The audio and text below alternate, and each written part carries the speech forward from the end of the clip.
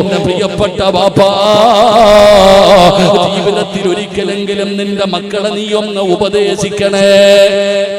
ഹലാലും ഹറാമിനെ കുറിച്ച് പഠിപ്പിച്ചു കൊടുക്ക്. അള്ളയാരാണെന്ന് പഠിപ്പിച്ചു കൊടുക്കേണ്ടത് നിന്റെ ജോലിയാണ്. നിന്റെ മക്കൾക്ക് അള്ളയാരാണെന്നറിയില്ല. അല്ലാഹുമായിട്ട് നിന്റെ മക്കൾക്കൊരു ബന്ധവുമില്ല.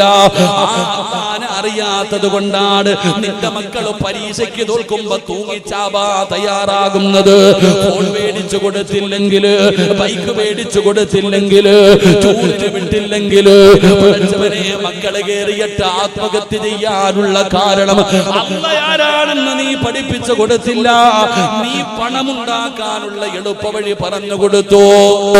ഇന്ന് ഉമ്മമാര് മക്കളോട് പറയുന്നത് പണമുണ്ടെങ്കിൽ ജീവിക്കാൻ പറ്റൂന്ന. അതുകൊണ്ട് തന്നെയാണ് ഇന്നത്തെ കുട്ടികൾ മയക്കുമരുന്ന് കച്ചവടം. എന്തിനാ കച്ചവടം നടത്തുന്നത്? എളുപ്പത്തിൽ പണമുണ്ടാക്കണം.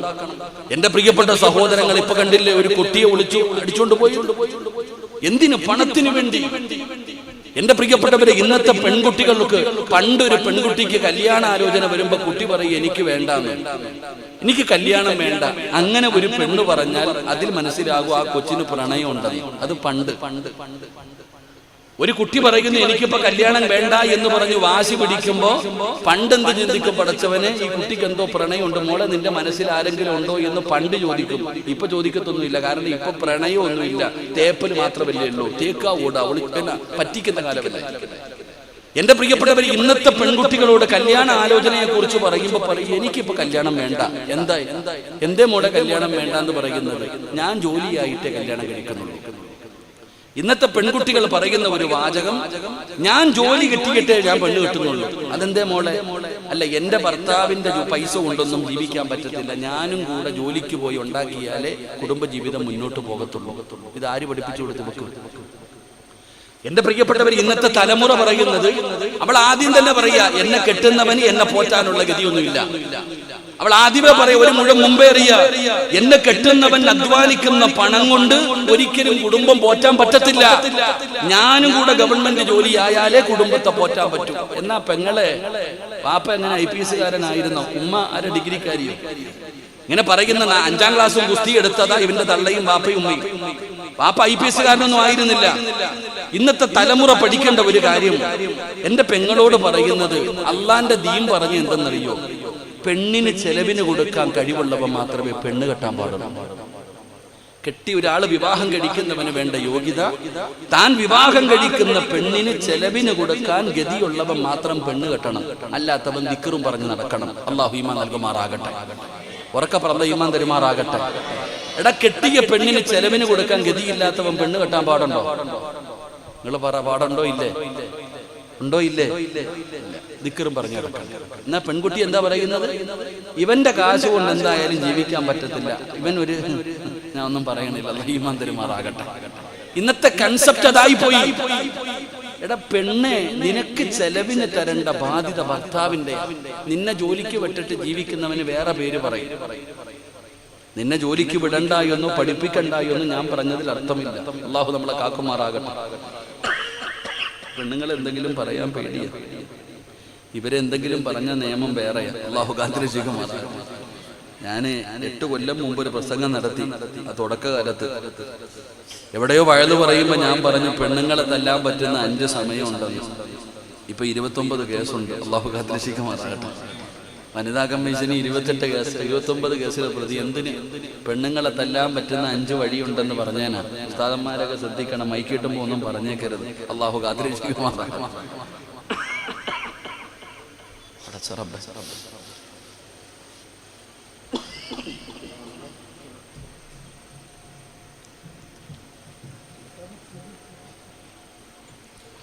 എന്റെ പ്രിയപ്പെട്ട സഹോദരങ്ങളെ, ഞാൻ പറഞ്ഞു വന്നത്, എന്റെ പ്രിയപ്പെട്ട സഹോദരിമാരെ ജോലിക്ക് വിടണ്ടെന്നോ പഠിക്കണ്ടെന്നോ ഞാൻ പറഞ്ഞില്ല. മാക്സിമം പഠിച്ചോ നിങ്ങൾ. അൽഹംദുലില്ലാഹ്, നിങ്ങൾക്ക് നല്ല ഗവൺമെന്റ് ജോലിയൊക്കെ. ഇന്ന് മുസ്ലിം സമുദായത്തിന് ഗവൺമെന്റ് ജോലി വളരെ കുറവാ. എല്ലാവരും പഠിക്കണമല്ലോ. നമുക്ക് പഠിക്കാൻ പറ്റിയില്ല, നമ്മുടെ മക്കളെയെങ്കിലും പഠിപ്പിക്കണം, നല്ല നിലയിലാക്കണം. അല്ലാഹു നമ്മുടെ മക്കൾക്കൊക്കെ നല്ല ഭാവി നൽകുമാറാകട്ടെ. ഞാൻ പറഞ്ഞു വന്നത്, എന്റെ പ്രിയപ്പെട്ട സഹോദരങ്ങളെ, നമ്മള് ദുനിയാവിനെ വലിച്ചെറിഞ്ഞേരെ ദുനിയാവിന്റെ പുറകിൽ നടന്ന പറ്റിക്കും, തേച്ച് കളയും ദുനിയാവ്. നമ്മളെ ഒരുപാട് പേരെ പറ്റിച്ചില്ലേ? ഇവിടെ ദുനിയാവെന്ന് പറഞ്ഞാൽ എന്താ? നമ്മൾ ദുനിയാവിനെ പിടിക്കാൻ പോയാൽ ദുനിയാവ് നമ്മളെ പറ്റിക്കും. ഒരു ശിഷ്യൻ ഗുരുവിനെ കാണാൻ പോയി. ഉസ്താദിനെ നല്ല ജോലിയും പൈസയൊക്കെ ആയപ്പോ ഉസ്താദിനെ ഗുരുനാഥനെ കാണാൻ വേണ്ടി ഒരു ശിഷ്യൻ പോയി. ഉസ്താദിന്റെ അടുക്ക പോയി കണ്ടിട്ട് നമ്മൾ കൈമടക്കി കൊടുക്കണ പോലെ ശിഷ്യൻ പറഞ്ഞു, ഉസ്താദെ ഒരു സ്വർണ്ണ നാണയുണ്ട്, ഇത് സ്വീകരിക്കണം. എന്റെ ഒരു സന്തോഷത്തിന് ഉസ്താദിന്റെ കയ്യിൽ കൊടുത്തു. ഉസ്താദ് പറഞ്ഞു, ദുനിയാവ് എനിക്ക് വേണ്ട മോനെ, ഇതൊക്കെ ദുനിയാവ് എനിക്ക് വേണ്ട. ശിഷ്യനോട് പറഞ്ഞു, ദുആയൊക്കെ ചെയ്യാ, അൽഹംദുലില്ലാഹ് റാഹത്ത്, എനിക്ക് ദുനിയാവ് വേണ്ട, നീ വേണ്ട. ഉസ്താദ് സ്വർണ്ണ നാണയം സ്വീകരിച്ചില്ല. ഇറങ്ങി പോകുന്ന വഴിയിൽ ശിഷ്യന് വല്ലാത്ത സങ്കടം വന്നു. ഉസ്താദ് മേടിച്ചില്ലല്ലോ. ഉസ്താദിന്റെ ചെരുപ്പിരിക്കുന്ന കണ്ടു. ആ ചെരുപ്പിനകത്ത സ്വർണ്ണ നാണയിട്ടിട്ട് ചങ്ങാതി പോയി. ഉസ്താദ് ശിഷ്യന്മാരുടെ കൂടെ ഇറങ്ങി വന്നപ്പോ തന്റെ ചെരുപ്പിനകത്ത് സ്വർണ്ണ നാണയം കിടക്കുന്നത് കണ്ടപ്പോൾ ഉസ്താദ് ശിഷ്യന്മാരോട് പറഞ്ഞു കൊടുത്തു, ദുനിയാവെന്ന് പറഞ്ഞാൽ ഇതാ, വേണ്ട എന്ന് പറഞ്ഞു വലിച്ചെറിഞ്ഞാൽ അത് ഇതുപോലെ കാൽച്ചുവട്ടിൽ വന്ന് കിടക്കും. പിടിക്കാൻ പോയാൽ നമ്മളെ പറ്റിച്ചു കളയും. അള്ളാഹു നമുക്ക് ഈമാൻ നൽകുമാറാകട്ടെ. എന്റെ പ്രിയപ്പെട്ട സഹോദരങ്ങളെ, ദുനിയാവ് വേണ്ടെന്ന് പറഞ്ഞു വലിച്ചെറിയ. ഈ ദുനിയാവ് പറ്റിച്ചവരാ. ഒരുപാട് പേരെ ചതിച്ചില്ലേ, പറ്റിച്ചില്ലേ? എന്തിനാ? ഇതൊക്കെ കൊണ്ട് നിനക്ക് എന്ത് നേടാനാ? നിന്റെ ഉപ്പ പോയപ്പോ എന്ത് കൊണ്ടുപോയി? നീ വാങ്ങിക്കൊടുത്ത 3 കഷ്ടം തുണിയും കുറച്ചു പഞ്ചിയും ഒരു കുപ്പി അത്തറുമല്ലാതെ. എന്റെ പ്രിയപ്പെട്ടവരെ, നമ്മുടെ മാതാപിതാക്കൾ എന്താണ് കൊണ്ടുപോയത്? അതുകൊണ്ട് ദുനിയാവിനെ വലിച്ചെറിഞ്ഞിട്ട് ആഖിറത്തെ ഇഷ്ടപ്പെട്. മരണത്തിനെ കുറിച്ച് ചിന്തിക്ക്. ആസ്വദിച്ചും കളിച്ചും ചിരിച്ചും സുഖിച്ചും നടക്കുന്ന ചെറുപ്പക്കാരാ, അതേ ജീവിതം ആസ്വദിക്കാനുള്ളതാണ്, ജീവിതം സുഖിക്കാനുള്ളതാണ്. നിങ്ങൾ എത്ര വാഴ്ന്നു പറഞ്ഞാലും ഞങ്ങൾ മാറൂല. നിങ്ങൾ വെറുതെ കിടന്ന് ചലയ്ക്കുന്നതാണെന്ന് പരിഹസിക്കുന്ന യുവത്വമേ, മോനെ ചിരിച്ചോടാ, കളിച്ചോ, ആസ്വദിച്ചോ. ഇടയ്ക്കിടയ്ക്ക് കാലിൽ കിടക്കുന്ന ചെരുപ്പിലൊന്ന് നോക്കണേ.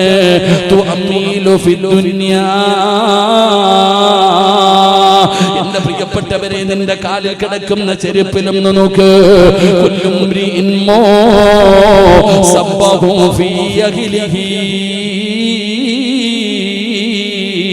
والموت ودنا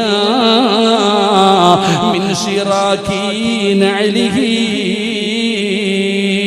ആ കാലിൽ കിടക്കുന്ന ചെരുപ്പിന്റെ ഭാര നിന്റെ കാലിന്റെ തൊലിയോട് എത്ര അടുത്ത് കിടക്കുന്നോ, ഇതുപോലെ മരണം നിന്റെ കൂടെയുണ്ടെന്ന് മഹത്തുക്കള് പഠിപ്പിച്ചു തരുമ്പോ പഠിച്ചവനെ എന്റെ ഉപ്പമാര് പറയുന്ന, ഉസ്താദേ വഅദ് കേൾക്കുമ്പോ നന്നാകണമെന്നുണ്ട്, ഉസ്താദേ വഅദ് കേൾക്കുമ്പോ നന്നാകണമെന്നുണ്ട്. നിസ്കരിക്കണം, ഖുർആൻ ഓതണം, ശരീരം മറയ്ക്കണം, ദുസ്വഭാവങ്ങളെ മാറ്റണം. പക്ഷേ പറ്റുന്നില്ലെന്ന് സങ്കടം പറയുന്ന ചെറുപ്പക്കാരാ, മോനെ നന്നാകണോ? നന്നാകാൻ ഞാനൊരു വഴി പറഞ്ഞു തരട്ടെ. 5 നയാ പൈസയുടെ ചെലവില്ല, ഒരു പ്രയാസവുമില്ല, ഒരു ഡോക്ടറെയും കാണണ്ട. നിന്റെ ദുസ്വഭാവങ്ങൾ മുഴുവനും മാറിയിട്ട് നിനക്ക് ഒരു നല്ല മനുഷ്യനാകാനുള്ള ഒരു വഴി ഞാൻ പറഞ്ഞു തരാ. പഠിച്ചവനെ എളുപ്പത്തിൽ നന്നാകാനുള്ള ഒരു വഴി പറഞ്ഞു തരട്ടെ. വാപ്പാ പ്രായം ചെന്നിട്ടും അഹങ്കാരത്തിന് കുറവില്ലല്ലോ. എന്തെല്ലാം സ്വഭാവങ്ങളാണ് നിന്റെ ജീവിതത്തിലുള്ളത്. ഇതൊക്കെ ഒന്ന് മാറ്റിവെച്ചിട്ട് അള്ളാഹു ഇഷ്ടപ്പെടുന്ന ഒരു അടിമയാകാൻ നിനക്ക് കൊതിയുണ്ടോ? മഹാനായ നബി മുഹമ്മദ് മുസ്തഫ സല്ലല്ലാഹു അലൈഹി വസല്ലമ തങ്ങളുടെ മുമ്പിൽ അബൂദർ എന്ന് പറയുന്ന സ്വഹാബി കടന്നു വരികയാണ്. യാ റസൂലല്ലാഹ്, അല്ലാഹുവിന്റെ നബിയേ, എനിക്ക് നന്നാകണം നബിയേ, എനിക്കൊരുപാട് ഇബാദത്തുകൾ ചെയ്യണം നബിയേ, വല്ലാത്ത മടി വരുന്നു നബിയേ, അതുകൊണ്ട് ഒരു വഴി പറഞ്ഞു തരാറ്. അല്ലാഹുവിന്റെ പ്രവാചകന്റെ മുമ്പിൽ അബൂദർ എന്ന് പറയുന്ന സ്വഹാബി ചെന്ന് ചോദിക്കുമ്പോ നബി തങ്ങൾ പറഞ്ഞ മറുപടി എന്തെന്നറിയുമോ? വഅദ് കേൾക്കാമെന്ന ചെറുപ്പക്കാരാ, ഉസ്താദേ എനിക്ക് വല്ലാത്ത ധൈര്യമാ. ഏതു പാതിരാത്രിയും ഒറ്റയ്ക്ക് ഏത് ഇടപെടിയിലൂടെയും നടന്നു പോകാൻ ധൈര്യമുള്ളവനാണ്. എനിക്ക് യക്ഷിയെയും പ്രേതത്തെയൊന്നും എനിക്ക് പേടിയില്ല ഉസ്താദ് എന്ന് വീമ്പെടുക്കുന്ന ചെറുപ്പക്കാരാ, നിനക്ക് കഴിയുമോടാ മോനെ? ഈ വഅദ് കേൾക്കാമെന്ന് ആണുങ്ങളോട് ഞാൻ ചോദിക്കുകയാ. 2 മണി മണിക്ക് ഏത് ഇരുട്ടുള്ള വഴിയിലൂടെ ഏത് പറമ്പിലൂടെയും നീ ഒറ്റയ്ക്ക് നടന്നു പോകുമെങ്കിൽ വയത് കേൾക്കാമെന്ന് എന്റെ പ്രിയപ്പെട്ടവരോട് ഞാൻ പറയുകയാ. പാതിരാത്രി 1 മണിക്കോ 2 മണിക്കോ പോകാ സിറാജ് പറയുന്നില്ല. നാളെ ഒരു 10:30 ഇവിടത്തെ പള്ളിയിൽ നിനക്കൊന്ന് പോകാൻ പറ്റുമോ? ഇവിടത്തെ പള്ളിയിൽ നിനക്കൊന്ന് പോകാൻ പറ്റുമോ? ബൈക്ക് കൊണ്ടുവന്ന് പള്ളിയുടെ വെളിയിൽ നിർത്തിയിട്ട് ആ പള്ളിയിലേക്ക് കയറിയിട്ട് പള്ളിയുടെ പുറകിലൊരു ഖബർസ്ഥാൻ ഉണ്ടല്ലോ, ആ ഖബർസ്ഥാനിൽ ഒരു ഖബർ കുടിച്ചിട്ടിരിക്കുന്നത് കാണാ. നേരത്തെ കുടിച്ചിടുമല്ലോ, ഒരു ഖബർ കുടിച്ചിട്ട് ഇങ്ങനെ അടച്ചു വെച്ചിരിക്കുന്നത് നിനക്ക് കാണാൻ ചെറുപ്പക്കാരാ. ആ ഖബറിന്റെ ചാരത്ത് നിന്നിട്ട് ആ പലകയെടുത്ത് മാറ്റിയിട്ട് മോനെ നട്ടെല്ലിന് ഉറപ്പുണ്ടെങ്കിൽ ആ ഖബറിനകത്ത് ഇറങ്ങിയിട്ടൊന്ന് കിടക്കടാ. പള്ളിപ്പറമ്പിൽ കുടിച്ചിട്ടിരിക്കുന്ന ഖബറിനകത്ത് ഒറ്റക്കിറങ്ങിയിട്ട് ഒന്ന് കിടക്കാൻ നിനക്ക് കഴിയുമോ വാപ്പാ? നിന്റെ കൈകാല് വിറയ്ക്കും ചെറുപ്പക്കാരാ, ശരീരം വിയർത്തു ഒഴുകുമടാ, നീ പേടിക്കുമടാ ചെറുപ്പക്കാരാ. തന്റെ ഇടമുണ്ടെങ്കിൽ പോയി കിടന്നു നോക്കടാ. പള്ളിപ്പറമ്പിലെ ഖബറിനകത്ത് ഒറ്റയ്ക്ക് പോയി കിടക്കാൻ നിനക്ക് ചങ്കൂറ്റമുണ്ടെങ്കിൽ ഒന്ന് പോയി കിടക്കടാ ചെറുപ്പക്കാരാ. കിടക്കാൻ നിനക്ക് പേടിയാ മോനെ. കാരണം ഖബറെന്നു കേട്ടാൽ തൽക്ഷണം ഞെട്ടേണ്ടതാ, കണ്ടാലുടൻ വാ വിട്ടു നീ കരയേണ്ടതാ. മേടയ്ക്കു പകരം മാളമാ സുബ്ഹാനാ റബ്ബി അതിൽ കിടക്കേണ്ടതാ നസുമാനാ. പേടിയാടാ ചെറുപ്പക്കാരാ. മുടി നരച്ചു പോയ 50ഉം 60ഉം വയസ്സുള്ള വാപ്പാ, നിനക്ക് ധൈര്യമുണ്ടോ? പള്ളിപ്പറമ്പിൽ കുടിച്ചിട്ടിരിക്കുന്ന ഖബറിനകത്ത് ഇറങ്ങിയിട്ടൊന്ന് കിടക്കാൻ കഴിയില്ല വാപ്പാ. ചിലപ്പോ നിന്നെ അതിനകത്ത് തന്നെ അടക്കേണ്ടി വരും. അതുകൊണ്ട് പറയുകയാ, ഖബറിനകത്ത് ഇറങ്ങാൻ ഞാൻ പറയുന്നില്ല. ആ ഖബറിന്റെ മുകളിൽ അടച്ചു വെച്ചിരിക്കുന്ന വിരിപ്പുകൾ എടുത്ത് മാറ്റിയിട്ട് നീ താഴേക്ക് നോക്ക്, ചുറ്റുഭാഗത്തേക്ക് നോക്ക്. ഖബറിന്റെ ആഴം സോദരാ നീ നോക്ക്. അതിൽ നിന്നെ മെല്ലെ ഇറക്കലും ഒന്നോർക്ക്.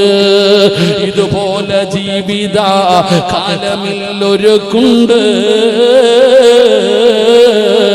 കുടസായതും കണ്ടിട്ടുമുണ്ടോ പണ്ട്? ഇതൊക്കെ ചിന്തിച്ചു നീ കരയുക സോദരാ, എങ്കിൽ സുറൂറായി നീ കിടക്കും മറുകരാ. നന്നാകും ബാപ്പാ.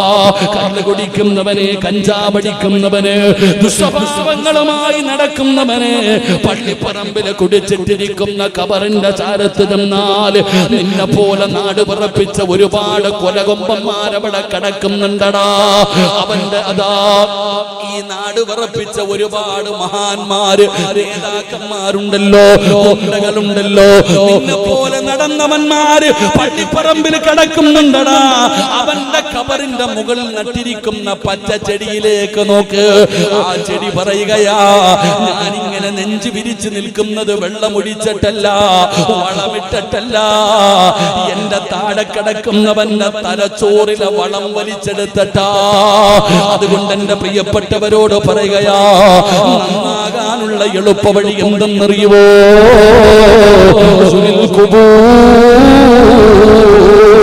ഖബർ സിയാറത്ത് ചെയ്യ്. പെങ്ങളെ, നീ സിയാറത്തിന് പോകാൻ ഞാൻ പറയുന്നില്ല. നിനക്ക് നന്നാകാനുള്ള എളുപ്പവഴി എന്തെന്നറിയുവോ? ഈ നാട്ടിൽ ഏതെങ്കിലും ഒരു പെണ്ണ് മരണപ്പെട്ട് കഴിഞ്ഞാൽ അവരുടെ ജനാസ കുളിപ്പിക്കുന്ന സമയത്ത് നീ ആ വീട്ടിലേക്ക് ചെല്ലണേ. കുളിപ്പിക്കുന്ന റൂമിനകത്ത് കയറും തലമറയ്ക്കാൻ മടിക്കുന്ന പെങ്ങള്, ഔറത്ത് മറയ്ക്കാൻ മടിക്കുന്ന പെങ്ങള്, സൗന്ദര്യവർദ്ധന വസ്തുക്കൾ ഇട്ടുകൊണ്ട് ആസ്വദിച്ചുകൊണ്ട് നടക്കുന്ന പെങ്ങള്, ആ മയ്യത്ത് കുളിപ്പിക്കുന്ന സ്ഥലത്ത് കേറിയാ നിന്നെ പോലെ നടന്നവളുടെ കിടപ്പ് കാണാ. മേക്കപ്പ് വേണ്ട, എഴുന്നേറ്റ് ഓടണ്ട, തലമറക്കണ്ട, പടച്ചവനെ കിടക്കുന്ന കിടപ്പ് കണ്ട നീ നന്നാകുമെന്നു നബി മുഹമ്മദ് മുസ്തഫ സല്ലല്ലാഹു അലൈഹി വസല്ലമ തങ്ങളോട് പറയുമ്പോ കേൾക്കാമെന്നവരോട് പറയുകയാണ്, മലക്കുകൾക്ക് പരിചയമുള്ളവൻ ആരെയെന്നറിയുമോ? അവൻ അധികാരം വേണ്ട, അവന് സമ്പത്ത് വേണ്ട, അവന് കൊട്ടാരം വേണ്ട, അവന് ഹറാമ് വേണ്ട, വളഞ്ഞ വഴിയിലൂടെ ഒന്നും സമ്പാദിക്കണ്ട, അല്ലാഹു തന്നത് മതി.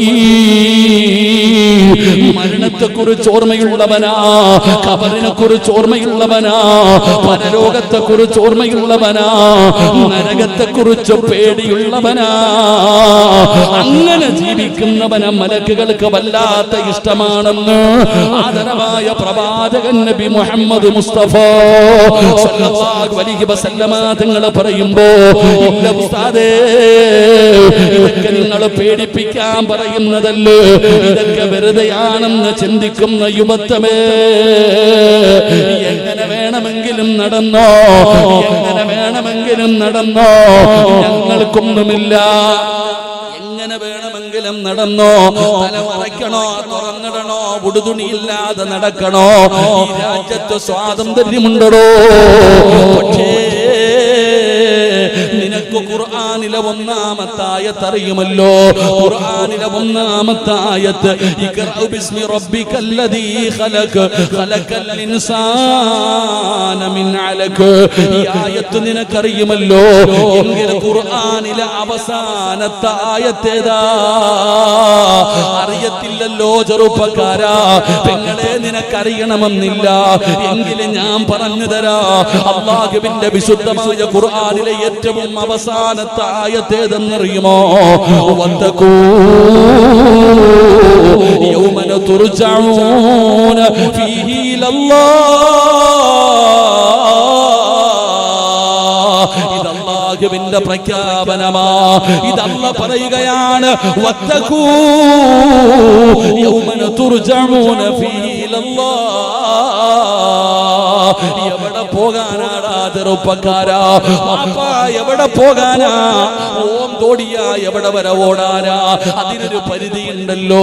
അല്ലാഹുവിന്റെ വിശുദ്ധമായ ഖുർആൻ പറയുകയാ, നീ എവിടെ പോകാനാണ്? എവിടെ പോയാലും എന്റെ മുമ്പിൽ തന്നെ നീ തിരിച്ചു വരുമല്ലോ, നിന്നെ ഞാൻ കൊണ്ടുവരുമല്ലോ എന്ന് അല്ലാഹുവിന്റെ വിശുദ്ധമായ ഖുർആൻ ഇവിടുന്ന് ഓർമ്മപ്പെടുത്തുമ്പോ, അബൂദർ എന്ന് പറയുന്ന സ്വഹാബിയെ അല്ലാഹുവിന്റെ മലക്കുകൾ സ്നേഹിക്കാനുള്ള കാരണം എന്തെന്നറിയുമോ? ദുനിയാവിനെ വലിച്ചെറിഞ്ഞു, ആഖിറത്തെ സ്നേഹിച്ചു. അവരെ മലക്കുകളെ സ്നേഹിക്കുമെന്ന് നബി മുഹമ്മദ് മുസ്തഫ സല്ലല്ലാഹു അലൈഹി വസല്ലമ തങ്ങൾ പറയുന്നു, ദുനിയാവ് വേണ്ട, ദുനിയാവിനെ വലിച്ചെറിയ്, നിന്റെ പുറകെ വരും എല്ലാ അധികാരത്തിന്റെ പുറകെ നീ പോകരുത്, അധികാരം നിന്നെ തേടി വരും. എല്ലാ കാര്യങ്ങളും അങ്ങനെ തന്നെയാ. വേണ്ടെന്ന് പറഞ്ഞു വലിച്ചെറിഞ്ഞാൽ ആ വലിച്ചെറിയുന്നത് നിന്നെ തേടി വരും. തേടി പോയാ പോയാം. അള്ളാഹു നമുക്ക് ഈമാൻ നൽകുമാറാകട്ടെ. അതുകൊണ്ട് ദുനിയാവിനെ വെറുക്ക്, ദുനിയാവിനെ വെറുത്തിട്ട് ആഖിറത്തിനെ സ്നേഹിക്ക്. അള്ളാഹു നമുക്ക് ഭാഗ്യം തരുമാറാകട്ടെ. ഉറക്കപ്പുറം അള്ളാഹു ഭാഗ്യം തരുമാറാകട്ടെ. അള്ളാഹു നമുക്ക് ഭാഗ്യം തരുമാറാകട്ടെ.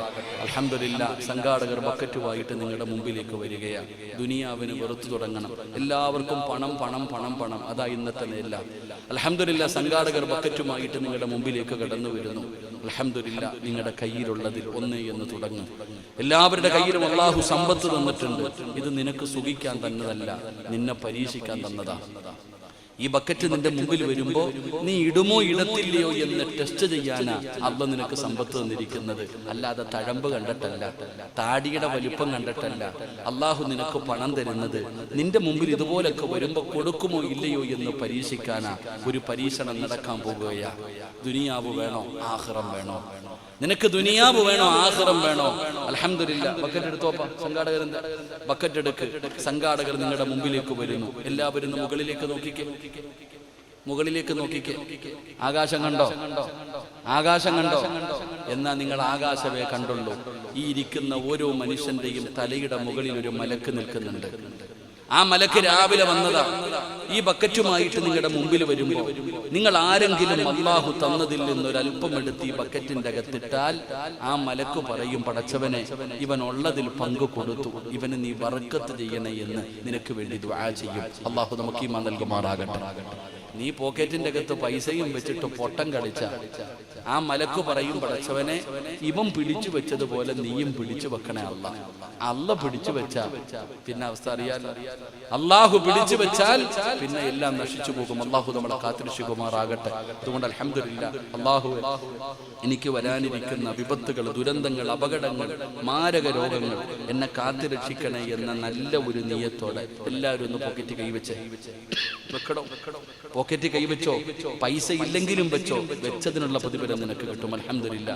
സംഘാടകരെന്ത് ബക്കറ്റില്ലേ? ബക്കറ്റുമായിട്ട് പോകുന്നവര് ഇത്തിരി ധൃതി കുറയ്ക്കുക. ഇൻഷാ അല്ലാഹ് എല്ലാവരും 3 സ്വലാത്ത് സ്വല്ലല്ലാഹു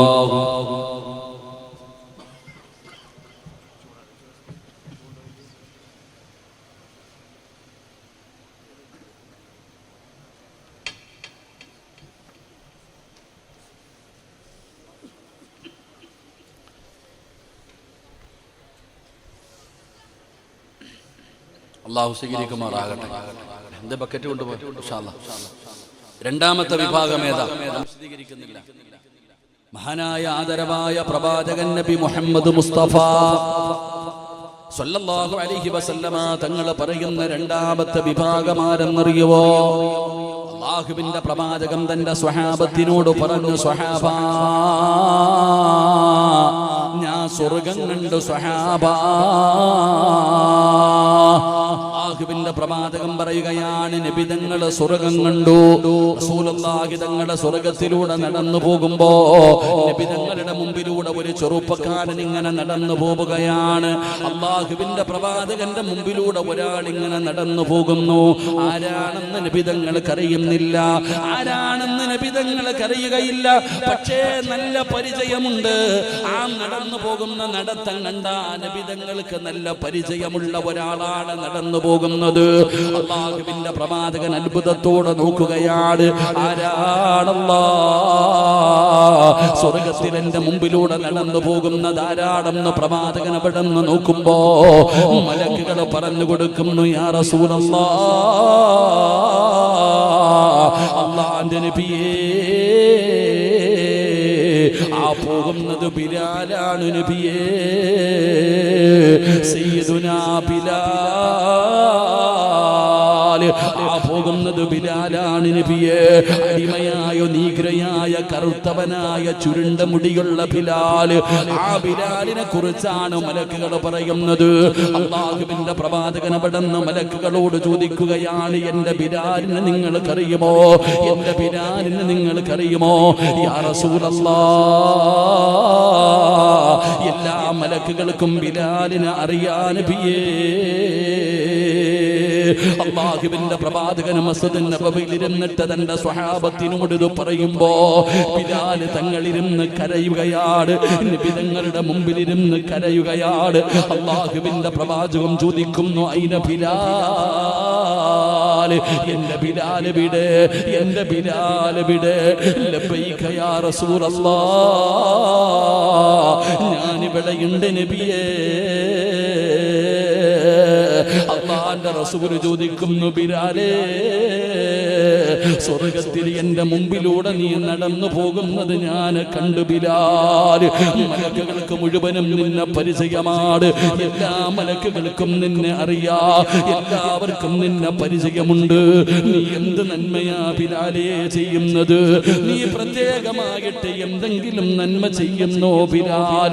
നബി തങ്ങൾക്കറിയാം, അല്ലാഹുവിന്റെ റസൂലിനറിയാഞ്ഞിട്ടല്ല, സ്വഹാബത്തിന് പഠിക്കാൻ റസൂലുള്ള ചോദിക്കുകയാണ്, നീ എന്തെങ്കിലും പ്രത്യേകമായിട്ട് വല്ല ഇബാദത്തും ചെയ്യാറുണ്ടോ? അല്ലാഹുവിന്റെ പ്രവാചകൻ ചോദിച്ചാ പറയണമല്ലോ. ബിലാൽ തങ്ങൾ പറഞ്ഞു, യാ റസൂലല്ലാഹ്, എനിക്കൊരു സ്വഭാവമുണ്ട് നബിയേ. തങ്ങൾ എപ്പോഴും വുളുവോട് കൂടിയാണ് നടക്കുന്നത്.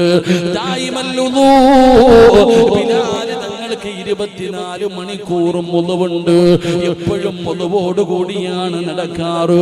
വുളുവെടുത്ത് കഴിഞ്ഞാ ബിലാൽ തങ്ങൾ 2 റക്അത്ത് നിസ്കരിക്കുമായിരുന്നു. പടച്ചവനെ, ശുദ്ധിയായി നടക്കുന്നവരുണ്ടല്ലോ, വുളുവോട് കൂടി നടക്കുന്നവരുണ്ടല്ലോ. അങ്ങനെ നടക്കുന്നവരെ മലക്കുകൾക്ക് വല്ലാത്ത ഇഷ്ടമാണെന്ന് നബി മുഹമ്മദ് മുസ്തഫ സല്ലല്ലാഹു അലൈഹി വസല്ലമ തങ്ങൾ പറയുകയാ. ബിലാൽ തങ്ങളുടെ ഒരു പ്രത്യേകതയായിരുന്നു. ബിലാൽ റളിയല്ലാഹു തആല അൻഹുവിന്റെ ഒരു പ്രത്യേകത, ഒന്നു മുറിഞ്ഞ അപ്പം തന്നെ വുളുവെടുക്കും. എപ്പോഴും വുളുവോട് കൂടി നടക്കുന്ന സ്വഹാബി വുളുവെടുത്തു കഴിഞ്ഞാൽ 2 റക്അത്ത് നിസ്കരിക്കും. അപ്പം മലക്കുകൾ ഇഷ്ടപ്പെടുന്ന രണ്ടാമത്തെ വിഭാഗം ശുദ്ധിയായിട്ട് നടക്കുന്നവർ, എപ്പോഴും വുളുവോട് കൂടി നടക്കുന്നവർ. അല്ലാഹു നമുക്ക് ഈമാൻ തരുമാറാകട്ടെ. ഉറക്കെ പറഞ്ഞ ഈമാൻ തരുമാറാകട്ടെ. ഞാൻ നിങ്ങളോട് പറയുന്നത് എപ്പോഴും വുളുവെടുത്തിട്ട് നടക്കാൻ ഞാൻ പറയുന്നില്ല. ബിലാൽ തങ്ങൾ എപ്പോഴും വുളുവെടുത്തിട്ട് നടക്കും. വഅദ് കേൾക്കാമെന്ന് നിങ്ങളോട് പറയുന്നത് നിങ്ങൾ എപ്പോഴും വുളുവെടുത്തിട്ട് നടക്കാൻ ഞാൻ പറയുന്നില്ല. ആ നിസ്കരിക്കാൻ വേണ്ടി വുളുവെടുക്കുമ്പോഴെങ്കിലും ഒന്ന് നേരെ എടുത്താൽ മതി. അല്ലാഹു ഈമാൻ തരുമാറാകട്ടെ. നിസ്കരിക്കാൻ വേണ്ടി വുളുവെടുക്കത്തില്ലേ? എടുക്കൂലേ? ആ നിസ്കരിക്കാൻ വേണ്ടി ഞാൻ ഇരുന്നോട്ടെ. എന്താ ഇരുന്ന് പറഞ്ഞോട്ടെ, ഇരുന്നോട്ടെ, വിരോധമൊന്നും ഇല്ലല്ലോ. എന്നാ ഒരു ഫാത്തിഹ ഓതിക്ക്. ഇലാ ഹദറത്ത് റൂഹി നബിയിനാ വ ഹബീബുനാ മുഹമ്മദിൻ സ്വല്ലല്ലാഹു അലൈഹി വസല്ലം. അൽ ഫാത്തിഹ.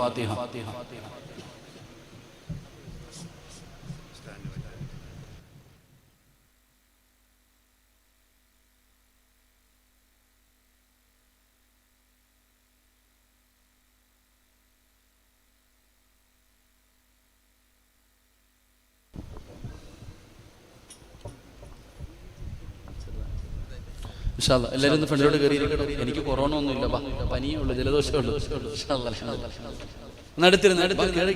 നിർത്താറായി, 10 മണിയായി, സമയമൊക്കെ ആയി. എല്ലാവരും മുന്നോട്ട് കയറും. പ്രായമുള്ളവർ ആ ബോക്സിന്റെ മുമ്പിൽ ഇരിക്കണ്ട കേട്ടാ. നീ ചെവിക്കല്ല് പൊട്ടിയിട്ട് എന്നെ ഒന്നും പറയരുത്.